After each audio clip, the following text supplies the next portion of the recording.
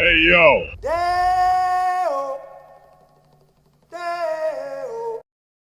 Hey guys, welcome to a brand new episode of ScamAlert. If you're new here, I make all types of videos with regards to scams, whether it's scam baiting videos where I try to waste as much of a scammer's time as possible while making it entertaining for you. I also make educational videos where I show you how different types of scams work and what you could do to avoid them.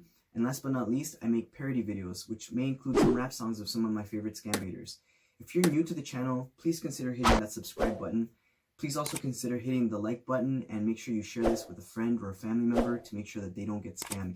We've got a lot to cover today, so let's do this.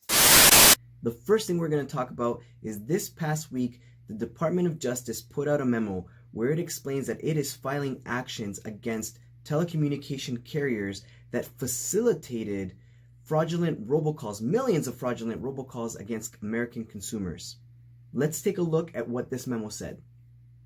The Department of Justice filed legal actions for temporary restraining orders today in 2 landmark cases against 5 companies and 3 individuals allegedly responsible for carrying hundreds of millions of fraudulent robocalls to American consumers, the Department of Justice announced. The Department of Justice alleges that the companies were warned numerous times that they were carrying fraudulent robocalls, including government and business imposter calls, and yet continue to carry those calls and facilitate foreign-based fraud schemes targeting Americans. The calls, most of which originated in India, led to massive financial losses to elderly and vulnerable victims across the nation. Assistant Attorney General Jody H. Hunt of the Department of Justice Civil Division, U.S. Attorney Richard P. Donahue of the Eastern District of New York, Inspector General Gail S. Ennis of the Social Security Administration, and Chief Postal Inspector Gary Barksdale made the announcement. The 2 cases announced today contain similar allegations. The defendants in one case are E-Commerce National LLC, tollfreedeals.com, SIP Retail, sipretail.com, and their owner/operators, Nicholas Palumbo, who's 38 years old, and Natasha Palumbo, 33 years old, of Scottsdale, Arizona. The defendants in the other case include Global Voicecom Inc., Global Telecommunication Services Inc., Cat Telecom Inc., aka IP Dish, and their owner/operator, John Cahan, 45, of Great Neck, New York. In each case, the Department of Justice sought an order immediately halting the defendants' transmission of unlawful robocall traffic. A federal court has entered a temporary restraining order against the Global Voicecom defendants. Robocalls are an annoyance to many Americans, and those that are fraudulent and predatory are a serious problem, often causing devastating financial harm to the elderly and vulnerable members of our society, said Assistant Attorney General Jody Hunt for the Department of Justice's Civil Division. The Department of Justice will pursue to the fullest extent of the law individuals in the United States who knowingly facilitate imposter fraud calls using both criminal and civil tools where appropriate, and we look forward to working closely with law enforcement colleagues in India and elsewhere around the world to identify those behind these calls so that we can bring them to justice. Americans have experienced a deluge of robocalls over the past several years. Many of the robocalls originate abroad. Recently, foreign fraudsters have used robocalls to impersonate government investigators and to provide Americans with alarming messages, such as the recipient's social security number or other personal information has been compromised or otherwise connected to criminal activity. The recipient faces imminent arrest, their assets are being frozen, their bank and credit accounts have suspect activity, their benefits are being stopped, they face imminent deportation, or combinations of these threats. Each of these claims is a lie, designed to scare the call recipient into paying large sums of money. Social security imposters, IRS imposters, and tech support schemes in which callers impersonate legitimate technology companies have proliferated in part because of the ease with which robocalls can reach millions of potential victims every hour.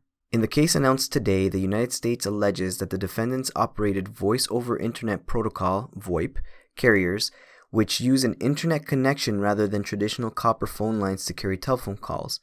Numerous foreign-based criminal organizations are alleged to have used the defendants' VoIP carrier services to pass fraudulent government and business imposter fraud robocalls to American victims. The complaints filed in the cases specifically allege that defendants served as gateway carriers, making them the entry point for foreign-initiated calls into the U.S. telecommunications system. The defendants carried astronomical numbers of robocalls. For example, the complaint against the owners or operators of E-Commerce National, tollfreedeals.com, alleges that the defendants carried 720 million calls during a sample 23-day period, and that more than 425 million of those calls lasted less than 1 second, indicating that they were robocalls. The complaint further alleges that many of the 720 million calls were fraudulent and used spoof, i.e. fake, caller ID numbers. The calls facilitated by the defendants falsely threatened victims with a variety of catastrophic government actions, including termination of Social Security benefits, imminent arrest for alleged tax fraud, and deportation for supposed failure to fill out immigration forms correctly.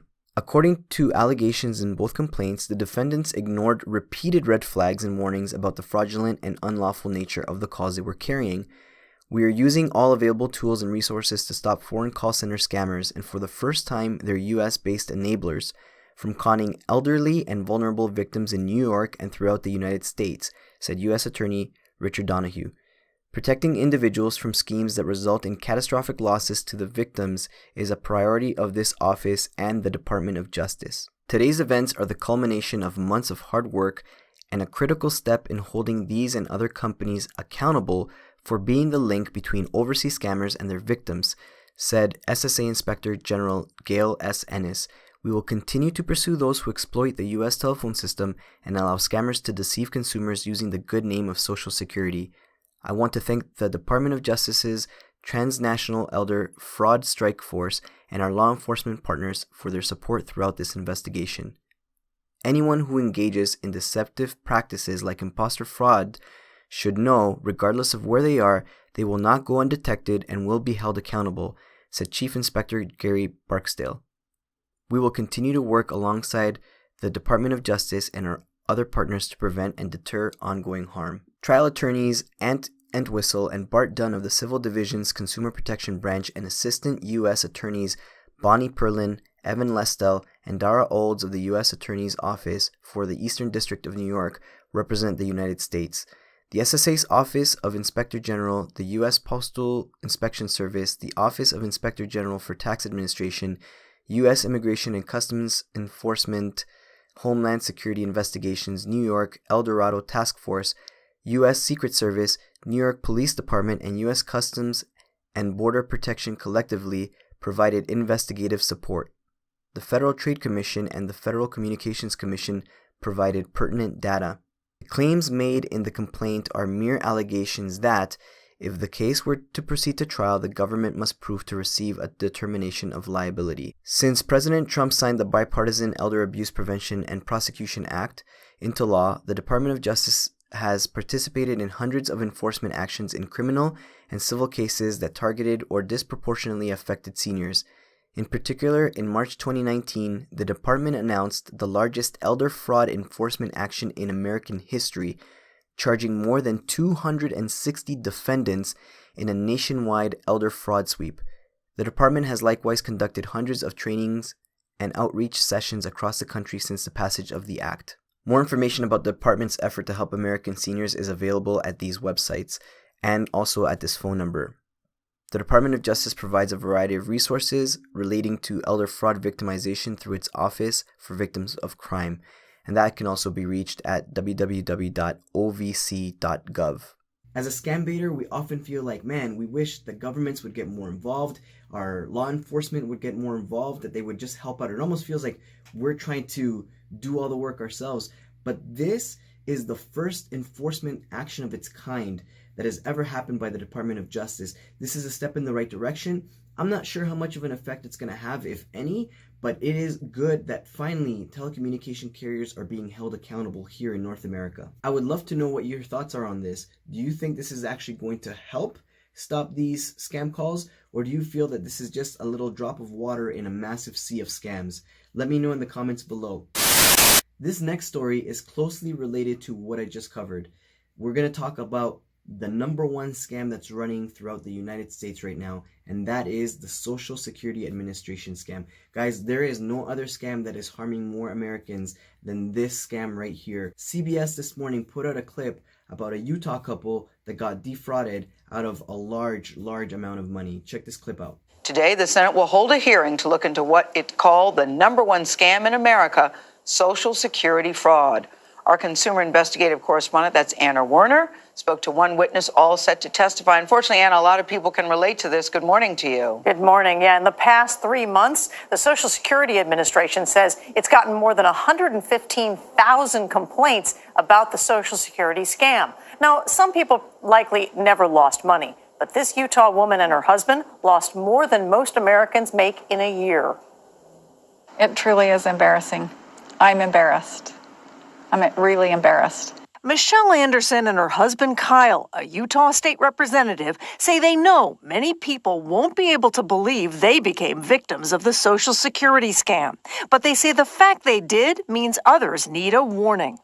Maybe it happened to us so that we could help others. The scam started in December when Michelle says she got calls like this one. Your social has been found suspicious for committing fraudulent activities, Claiming her Social Security number had been compromised and had been used to set up multiple bank accounts associated with a drug cartel.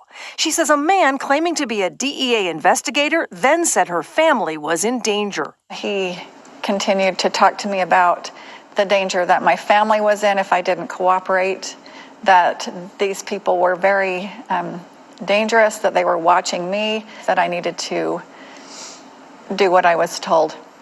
And not tell anybody, right? And not tell anyone. Not only that, she says he told her she needed to transfer all the money in the family's bank accounts to an offshore account that would be safe before the fraudulent accounts were seized or she would lose all of their money. To prove it, he sent her this, what he said was a warrant for her arrest for drug trafficking and money laundering that would be used if she didn't show full cooperation. So I drove to the credit union and I transferred all of our money into our checking account. We had CDs. I cashed them in. I paid the penalties. All told, after a week's time, she wired $150,000 to the crooks. It was only after the scammer asked her to take out a mortgage on their home that the light finally dawned, and she told her husband something awful had happened. And then she said, I have given away every penny that we have. I felt like throwing up. You know, I just felt this gut punch, and I felt sick. I was asked by someone, how could you be so stupid? At the time that I was going through it, it was very real. As our population ages, that the matter's only going to get worse. Seniors have lost nearly $38 million to the scam, says Senator Susan Collins. Oftentimes, our seniors are embarrassed when they realize that they've been ripped off, and they're too ashamed to admit that they've lost out their life savings to a scammer. They shouldn't be embarrassed. They should report this. The Andersons say they'll survive the dollar loss, but others may not. We don't want anyone else to go through this. A lot of people, since this has happened to us, have gotten those calls and called us and said, I just got a Social Security call. What should I do? And we say, hang up. That is the thing to do. Just hang up. But these scam calls just got even scarier. The FBI put out a warning yesterday saying the crooks are now spoofing the FBI's phone number to run scams. So when they call, it looks like they're calling from the FBI. Whoa. Then they tell you to buy gift cards, which of course, the FBI will never ask you to do. The FBI is not going to call you, people. Please don't fall for this. These scams are all kinds of wrong. I mean, they're more than criminal, they're evil. They're very elaborate. I agree with that, Anchor, 100%. Scammers are evil. They're evil people, guys. They're working, and look at this lady. She literally felt like her family was at risk.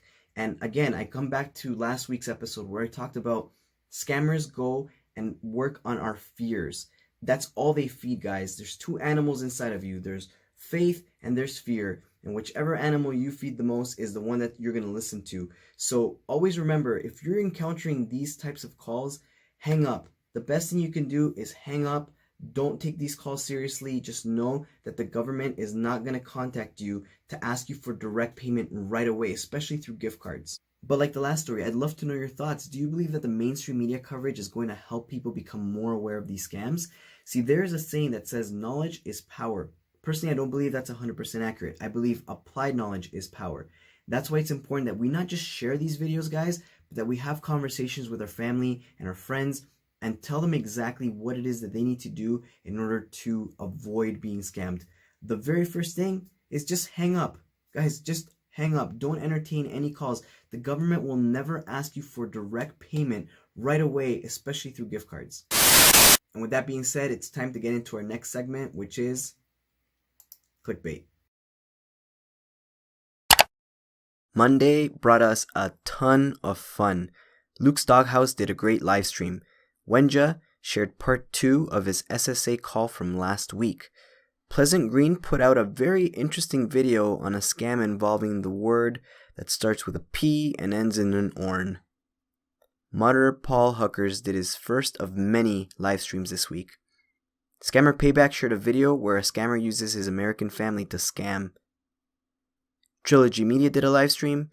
Scammer Revolts shared a video in which he not only deletes files from a scammer's computer, but he also gets a scammer's IP address. And Joe ScamBait shared an awesome video about an Amazon scam titled Scamazon. Be sure to check it out. Tuesday was just as packed as Monday. Scammer Payback did an incredible live stream. Trilogy Media also did another live stream. Arya Philnet uploaded a great SSA ScamBait. She even finds out the scammer's lunch. Skeleton Siski did a great live stream. Modder Paul Huckers also did another live stream. Papa Monkey taught a scammer how to spell in his latest video. Karen Bates Scammers had a great live stream, and Kitboga sang to some SoundCloud scammers. Wednesday was pretty great as well. Drewy had a live stream. Modder Paul Huckers is killing it with yet another live stream. The boys at Trilogy Media brought us another live stream as well. Dr. Fell deals with multiple travel scammers in his latest upload. IRS IREX Scammers brought us an update video, and man oh man, am I excited for when he comes back. On Thursday, we had another great set of videos. Skeleton Siski had a fantastic live stream. IRL Rosie had a live stream as well. Can you guess who else had another live stream? Yup. Modder Paul Huckers and Trilogy Media. You win a prize. Virtual high five. Scammer Payback had an Apple scammer who wanted to fight him. Friday was a great day again for scam baiting as the awesome G-Man did a live stream. JBTV continued his crazy ways with calling scammers as a little kid. Joe ScamBait had a super fun and great live stream as well. Saturday brought us more great scam baiters. Scammer Payback shared a new video. Ishmael Ali had a live stream, as did Trilogy Media, and as did Modder Paul Huckers again. Cynthia had a fun live stream too, and Kiboga shared another video of his baited series. UFO Pilot had a great live stream. Make sure to check out all these great scam baiters, as their channel info will be in the description. And that's going to wrap up this episode of ScamAlert. Guys, if you're new to the channel and you haven't had a chance to, and you found the information useful, please consider subscribing and hitting that bell notification so that you know when I put out a new video. Also, please make sure you hit that thumbs up, guys. Have a thumbs up party, like the video, and last but not least, like I said, share it and have the conversation with your friends and family, guys. Thanks so much for watching, and I'll see you next time. Peace.